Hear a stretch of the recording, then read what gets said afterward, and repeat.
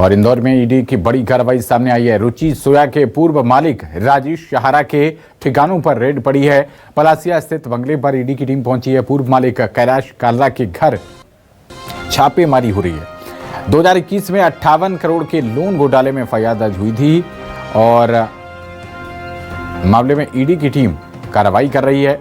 राजेश सहारा के पिता कैलाश सहारा ने रुचि सोया की नींव रखी थी और आरबीआई की बैंक डिफॉल्टर्स की लिस्ट में कैलाश सहारा का नाम विजय माल्या से भी ऊपर था।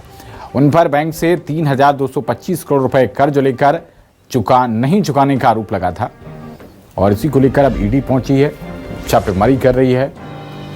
तस्वीरें आपकी स्क्रीन पर रुचि सोया के पूर्व मालिक बताए जा रहे हैं, राजेश सहारा। और खबर पर ज्यादा जानकारी के साथ हमारे संवाददाता हेमंत शर्मा जुड़ रहे हैं। हेमंत, ईडी की कार्रवाई इंदौर में, बताइए क्या कुछ अपडेट है? देखिए, बिल्कुल मैं राजेश सहारा के घर के बाहर ही मौजूद हूँ। राजेश सहारा के पिता कैलाश सहारा ने ही रुचि सोया की नींव रखी थी और ईडी ने अब छापेमार कार्रवाई की। इसके पहले भी ईडी यहाँ पर कई बार छापेमार कार्रवाई के लिए पहुंची हुई है। 2021 का ये मामला बताया जा रहा है, जब 58 करोड़ रुपए का लोन घोटाला हुआ था, उसमें एफआईआर दर्ज हुई थी। उसके बाद कई बार यहाँ पर ईडी पहुंची है, सर्चिंग की गई है। देख सकते हैं कि अंदर जो है ईडी के अधिकारी अंदर मौजूद हैं, लगातार वो पूछताछ कर रहे हैं। कई एविडेंस जो हैं वो यहाँ पर जमा कर रहे हैं। देखिए, कैलाश सहारा की पिछले समय डेथ हो गई थी और उसके बाद राजेश सहारा जो है उनके पुत्र, उनसे लगातार पूछताछ की जा रही है।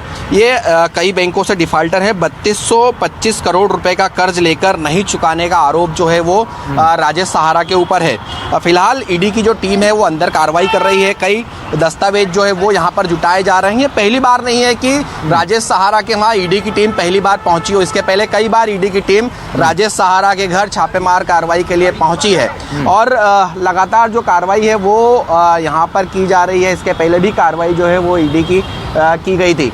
ईडी लगातार यहाँ पर कार्रवाई कर रही है। ईडी के लोग जो हैं वो लगातार यहाँ पर पहुँच रहे हैं। कई अधिकारी जो हैं वो यहाँ पर पहुँचे हुए हैं। ईडी के लोग जो हैं वो यहाँ पर पहुँचे हुए देख सकते हैं कि जो ईडी के अधिकारी हैं वो दरवाजे पर आप इनको देख सकते हैं, वो पहुँचे हुए हैं। मैडम जो हैं वो ईडी की तरफ से वो यहाँ पर पहुँची हुई हैं। अंदर टीम के 5 से ज़्यादा सदस्य जो हैं वो अंदर मौजूद हैं, जो लगातार पूछताछ कर रहे हैं। कई एविडेंस, कई दस्तावेज, कई इलेक्ट्रॉनिक दस्तावेज जो है वो यहाँ पर जब्त किए जाएंगे और जो घोटाले का पैसा था, जो रकम थी, वो कहाँ लगाई गई, वो कहाँ लगी थी, वो उसकी जांच जो है वो यहाँ पर की जाएगी। लंबे समय से 2021 से पूरा मामला चला आ रहा है और 2021 से अब तक इस पूरे मामले में कई बार ईडी की जो टीम है वो कैलाश सहारा के घर पहुँची है। राजेश सहारा से लगातार पूछताछ की गई। कैलाश सहारा की पिछले दिनों तबीयत खराब थी, उसके चलते उनका निधन हो गया था।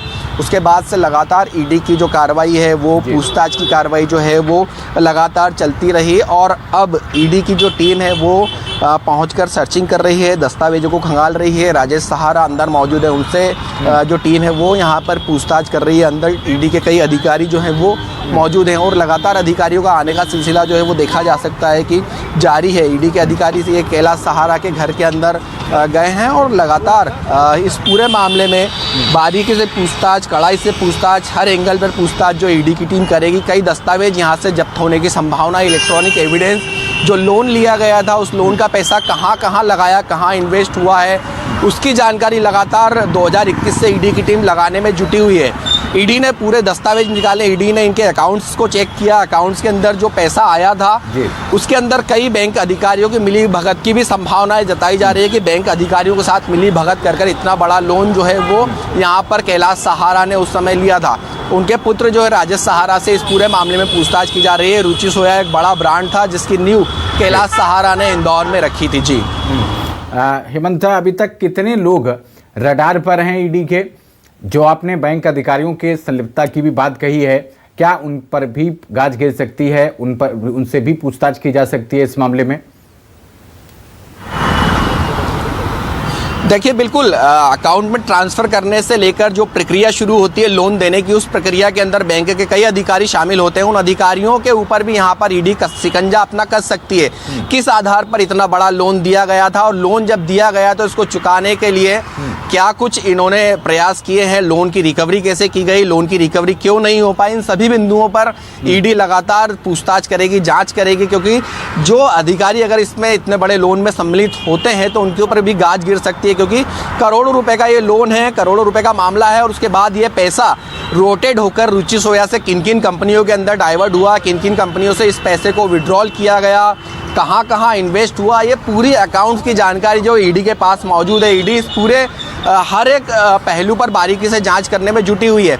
अकाउंट स्टेटमेंट की अहम भूमिका इस पूरे मामले में बताई जा रही है कि जो पैसा अकाउंट में ट्रांसफ़र हुआ था उस पैसे को कहाँ कहाँ इन्वेस्ट किया गया है, कितनी और कंपनियां राजेश सहाय के नाम से संचालित हो रही है, उन कंपनियों के दस्तावेज यहाँ पर खंगाले जा रहे हैं। क्योंकि अचानक से ईडी की टीम दूसरी बार राजेश सहारा के घर पहुँची हुई है, तो कहीं ना कहीं बड़े खुलासे की बात भी यहाँ पर हो सकती है। बड़ा खुलासा भी ईडी कर सकती है कि वो पैसा किन कंपनियों के अंदर इन्वेस्टमेंट किया गया था, उन पैसे का कहाँ उपयोग हुआ है, उस पैसे को कैसे रिकवर किया जा सकता है। इस सभी बिंदुओं पर ईडी कार्रवाई करती हुई नज़र आ रही है। आपने देखा लगातार ईडी के जो अधिकारी हैं वो अंदर पहुंच रहे हैं। 5 से ज़्यादा ईडी के अधिकारी अभी अंदर मौजूद हैं। पूरा परिवार जो है हमारे साथ आगे भी आपसे अपडेट लेंगे।